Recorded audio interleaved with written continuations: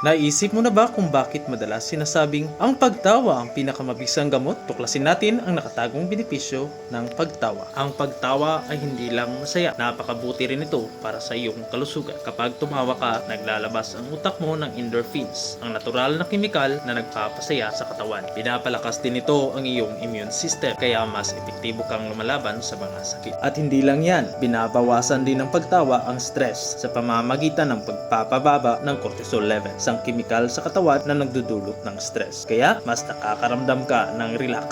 Ang pagtawa ay hindi lang mabuti para sa iyong katawan, napakaganda rin ito para sa iyong buhay sosyal. Pinapatibay nito ang relasyon at pinapabuti ang komunikasyon. Kaya mas madali kang nakakakonekta sa iba. Heto ang isang nakakatuwang katotohanan. Ang karaniwang tao ay tumatawa ng mga 13 beses sa isang araw. Isipin mo na lang ang mga magagandang benepisyo kung tatawa pa tayo ng mas madalas. May kakilala ka bang almusalan sa kanya ang 13 beses na pagtawa? I-comment lang sa ibaba. Kaya sa susunod na mararamdaman mo ang tawa, hayaan mo lang, pasasalamatan ka ng iyong katawan at isipan. May natutunan ka ba sa video? Share sa iba para marami na tayong tatawa.